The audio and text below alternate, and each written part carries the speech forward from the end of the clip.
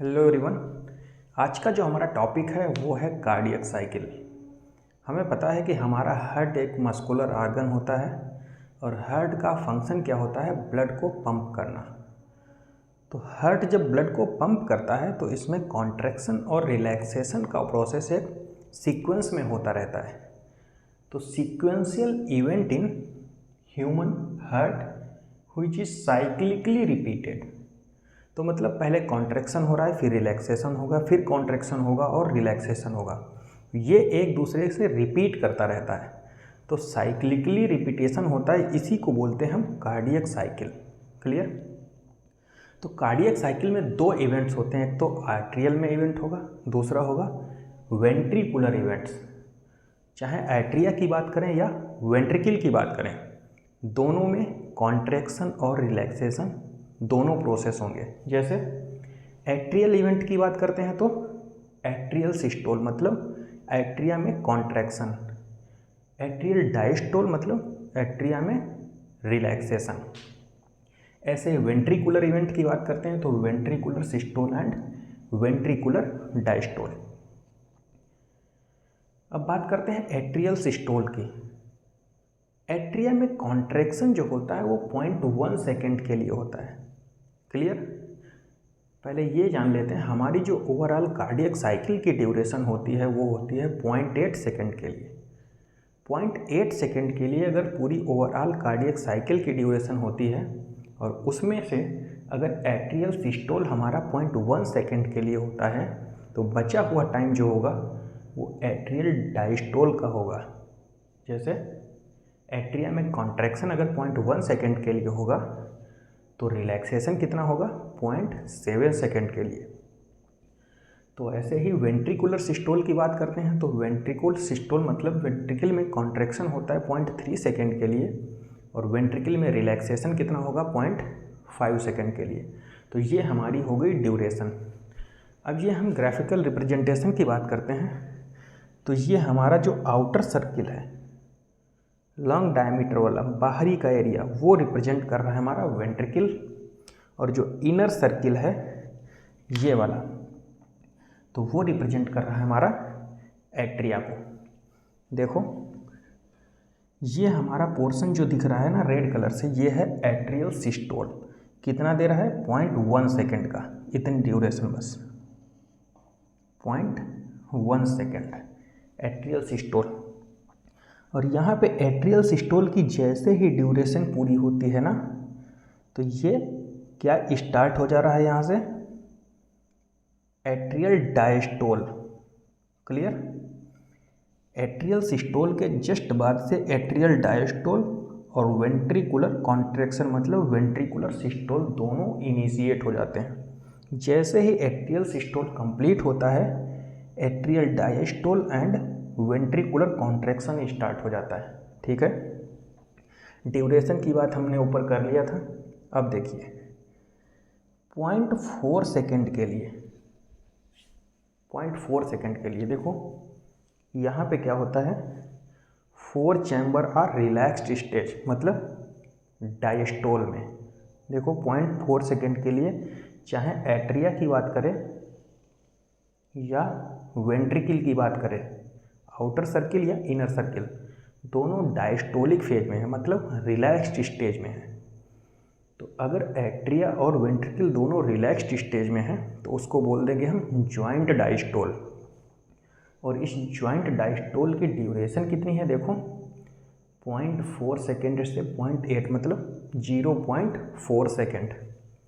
तो यही लिखा है यहाँ पे, all the 4 chamber in relaxed stage. तो किसकी बात कर रहा है यहाँ पे, जॉइंट डायस्टोल की। और जॉइंट डायस्टोल का ड्यूरेशन कितना है, 0.4 सेकेंड। क्लियर। अब यहाँ पे हम बात कर रहे हैं कुछ ये डायग्राम से समझने की कोशिश कर रहे हैं। ये जो टर्म हमने यूज किया है joint diastole, atrial systole and ventricular systole, क्या होता है देखो। अभी ये हमारा हार्ट है। क्लियर। ये हार्ट के ओरल डायग्राम बनाए गए हैं, रफली डायग्राम है, समझने की कोशिश करते हैं। तो ये हार्ट जो है हमारा, ये बाइकस्पिड वाल है लेफ्ट साइड में, लेफ्ट एट्रिया और लेफ्ट वेंट्रिकल के बीच में। ठीक है। तो ये बाइकस्पिड मतलब 2 एरो बना है, और 3 एरो जो बने हैं ना वो ट्राइकस्पिड वाल है, और नीचे की तरफ जो ये है वो सेमी लूनर वाल को रिप्रेजेंट कर रहे हैं। अगर बात कर रहे हैं जॉइंट डायस्टोल की, अभी क्या है, हमारा ये हार्ट जो है रिलैक्स्ड स्टेज में है, ना तो कॉन्ट्रैक्शन हो रहा है ना तो रिलैक्सेशन हो रहा है। ना तो कॉन्ट्रैक्शन होगा ना तो रिलैक्सेशन होगा। इस कंडीशन में हमारे बाइकस्पिड और ट्राइकस्पिड वाल जो हैं वो ओपन होंगे और सेमी लूनर वाल क्लोज होंगे। अगर बाइकस्पिड वाल और ट्राइकस्पिड वाल दोनों ओपन होंगे तो इस कंडीशन में क्या होगा, डीऑक्सीजनेटेड ब्लड और ऑक्सीजनेटेड ब्लड की एंट्री होगी वेंट्रिकल में, और इस कंडीशन में वेंट्रिकल की फिलिंग अप्रॉक्सीमेटली 70% तक हो जाती है, कंप्लीट फिल नहीं होते हैं, ठीक है।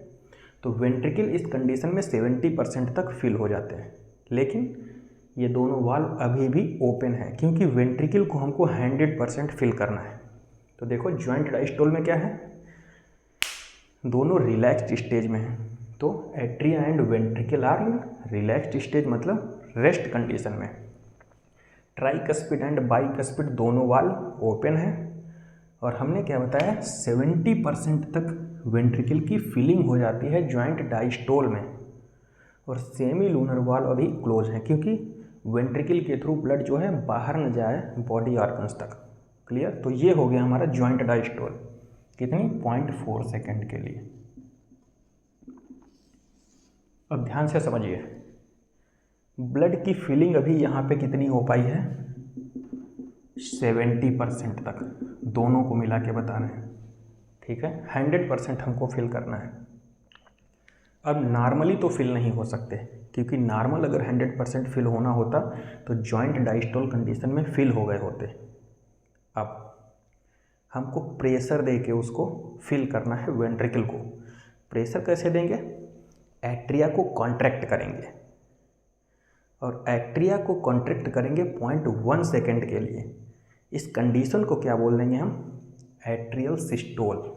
देखो एट्रिया में कॉन्ट्रैक्शन जब कराएंगे 0.1 सेकेंड के लिए, उस कंडीशन में क्या होगा, ये जो वेंट्रिकल हैं हमारे 100% फिल्ड हो जाएंगे, ठीक है। एट्रिया को हमने कॉन्ट्रैक्ट किया और ये वेंट्रिकल फुल हो गए। देखो atria contract, ventricles are full 100%, ठीक है। अब हमारे वेंट्रिकल फुल हो गए। अभी भी क्या है, tricuspid and bicuspid valve open है, सेमी लूनर वाल्व अभी भी क्लोज है। क्लियर। तो ये हो गया हमारा एट्रियल सिस्टोल, कितना 0.1 सेकेंड के लिए, ठीक है।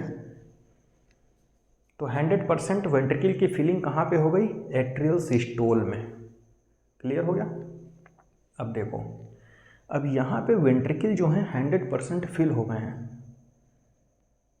अब क्या होगा, वेंट्रिकुलर सिस्टोल, मतलब अब वेंट्रिकल्स में कॉन्ट्रैक्शन होगा, और अगर वेंट्रिकल्स में कॉन्ट्रैक्शन होगा तो ब्लड का फ्लो ऊपर भी एट्रियम में भी जा सकता है ना। इससे बचने के लिए क्या होगा, बाइकस्पिड और ट्राइकस्पिड वाल्व जो हैं वो क्लोज हो जाएंगे। देखो अगर क्लोज हो जाएंगे तो क्या, जब वेंट्रिकल में कॉन्ट्रैक्शन होगा तो क्या ब्लड ऊपर जा पाएगा, नहीं, क्योंकि बाइकस्पिड एंड ट्राइकस्पिड वाल्व इस कंडीशन में वेंट्रिकुलर सिस्टोल में क्लोज हो गए। और जब कॉन्ट्रैक्शन वेंट्रिकल में हो रहा है ना, तो वेंट्रिकल से क्या है, सेमी लूनर वाल्व, तो सेमी लूनर वाल्व की ओपनिंग हो जाएगी और ब्लड कहाँ पहुँच जाएगा, वो बॉडी पार्ट्स तक।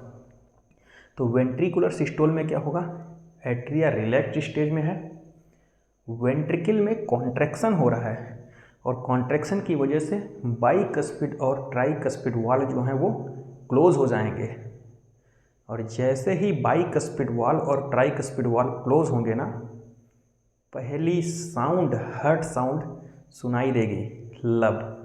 और ये लब जो होती है long density, low density and long duration की होती है। देखो लो डेंसिटी, इंटेंसिटी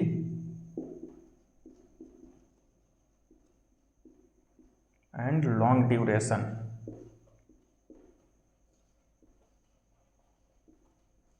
ठीक है। ये लब कैसी होती है? Low intensity and long duration. Clear.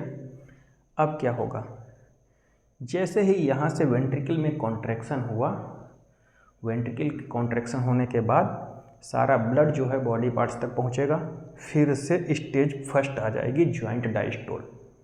फिर से bicuspid and tricuspid valve open हो जाएंगे और सेमी लूनर वाल्व जो होंगे वो क्लोज हो जाएंगे।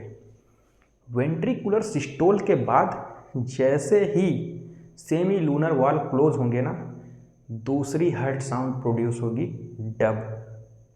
अब डब में क्या होगा, हाई इंटेंसिटी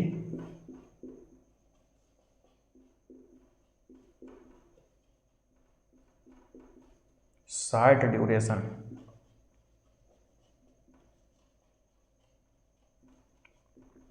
ठीक है, और सेम पहली कंडीशन आ जाएगी।